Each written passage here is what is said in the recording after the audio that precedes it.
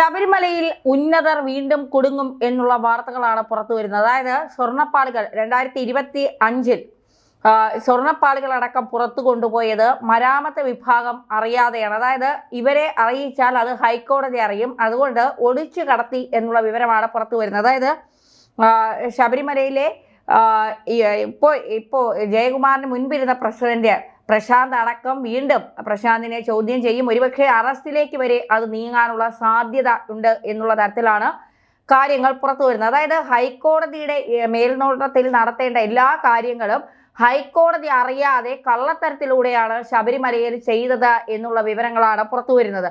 അങ്ങനെയാണ് എങ്കിൽ സ്വർണ്ണക്കൊള്ളയിൽ അടുത്ത് ആരാണ് പിടിയിലാകാൻ പോകുന്നത് എന്നുള്ള ഒരു വലിയ ചോദ്യമാണ് ഇവിടെ നിൽക്കുന്നത്. നമുക്കറിയാം, അന്വേഷണം കടകംപള്ളി സുരേന്ദ്രനിലേക്ക്, അല്ലെങ്കിൽ നേരത്തെ ഇരുന്ന VS ശിവകുമാറിലേക്ക്, ശിവകുമാറിന്റെ സഹോദരൻ ജയകുമാറിലേക്ക്, അങ്ങനെ ഒരുപാട് പേരിലേക്ക് അന്വേഷണം എത്തേണ്ടതുണ്ട്. UDFും LDFും ഒരുപോലെ പ്രതിരോധത്തിലായ സംഭവമാണ്. തന്ത്രിക്ക് മുഖ്യ പങ്കുണ്ട്.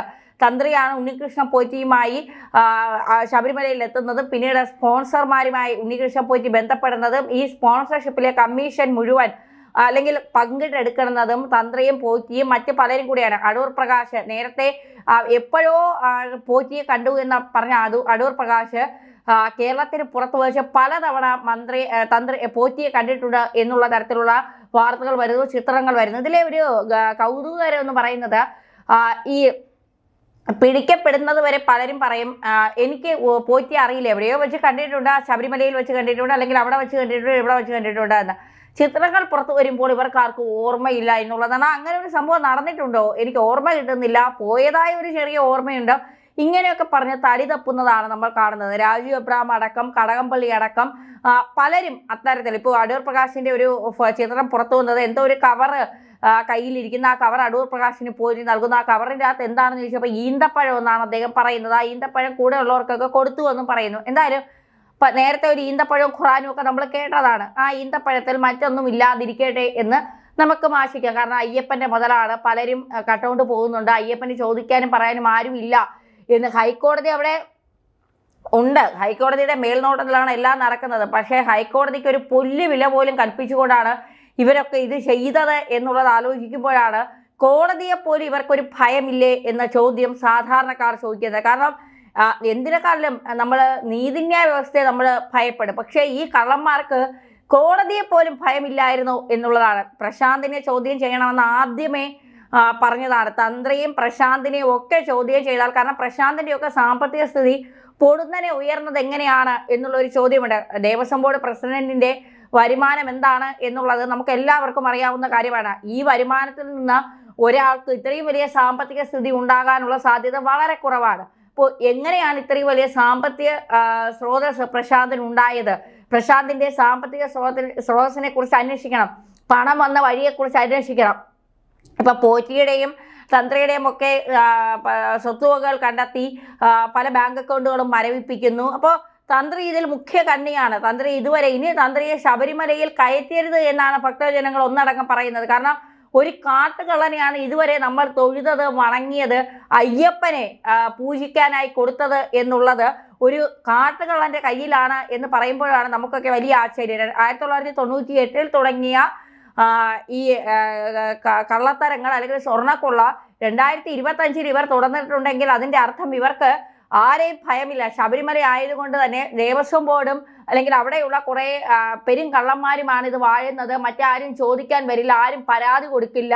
അതുകൊണ്ട് ഞങ്ങൾക്കിതിൽ വിഹരിക്കാം, ഞങ്ങൾക്ക് എന്ത് വേണമെങ്കിലും കട്ടൗട്ട് പോവാം. ഇനി ഇതും ഇപ്പോഴും പിടിക്കപ്പെട്ടില്ലെങ്കിൽ ഒരുപക്ഷെ അവിടെ ഇരിക്കുന്ന അയ്യപ്പൻ ഒറിജിനൽ ആണോ എന്നറിയില്ല, എങ്കിലും ആ അയ്യപ്പനെ കൂടി ഇവർ ഒരുപക്ഷെ കടൽ കടത്തിയേനെ എന്നുള്ളതാണ്. എന്തായാലും 2025 കാര്യങ്ങളൊക്കെ നോക്കുമ്പോൾ പ്രശാന്തിന് കുരുക്ക് മുറുകാനുള്ള സാധ്യതയുണ്ട്. പ്രശാന്തിന് ഒന്നും അറിയില്ല എന്ന് പറഞ്ഞുകൊണ്ട് പ്രശാന്ത് നല്ലവനാവാനൊക്കെ ശ്രമിക്കുന്നുണ്ട്.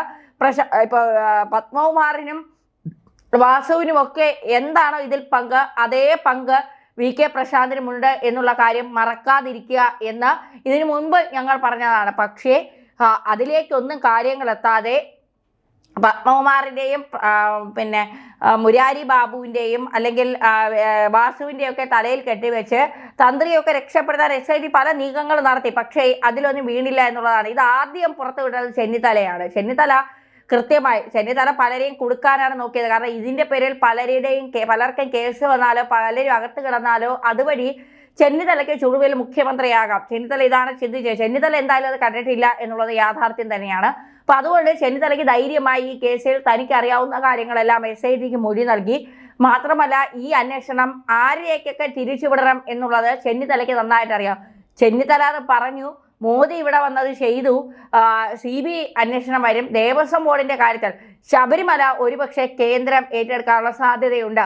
കാരണം ശബരിമലയിലെ ഈ കള്ളത്തരങ്ങളൊക്കെ ഇപ്പോൾ ഈ സോണിയാഗാന്ധി ഉണ്ണികൃഷ്ണൻ പോറ്റി കണ്ടതിനെ കുറിച്ച് ആർക്കും പരാതിയില്ല. MA ബേബി പറയുന്നു അവരെ പൂട്ടണം അല്ലെങ്കിൽ അവരെ ചോദ്യം ചെയ്യണമെന്ന് ഞങ്ങൾ പറയില്ല, ഞങ്ങൾക്ക് അതിൻ്റെ ആവശ്യമില്ല. കടകംപള്ളി പറയുന്നു ഒരു കളങ്കിതനായ ഒരാളെ സോണിയാഗാന്ധി വീട്ടിൽ കയറ്റുമെന്ന് തോന്നുന്നില്ല. ഉണ്ണികൃഷ്ണൻ പോറ്റി കളങ്കിതനാണെന്ന് കോടതി കണ്ടെത്തി. തെളിവുകളുടെ അടിസ്ഥാനത്തിൽ കോടതിക്ക് അത് മനസ്സിലായി. എന്നിട്ടും കടകംപള്ളിക്ക് അത് മനസ്സിലായില്ലെന്ന് പറയുമ്പോൾ ഒരു കൂട്ടുകച്ചവടത്തിന്റെ വലിയൊരു സാധ്യത തുറന്നിട്ടുണ്ട് എന്നുള്ളത് നമുക്ക് നന്നായിട്ട് അറിയാം. എന്തായാലും ശബരിമലയിൽ അയ്യപ്പൻ ഇപ്പം ധ്യാനത്തിലാണ്.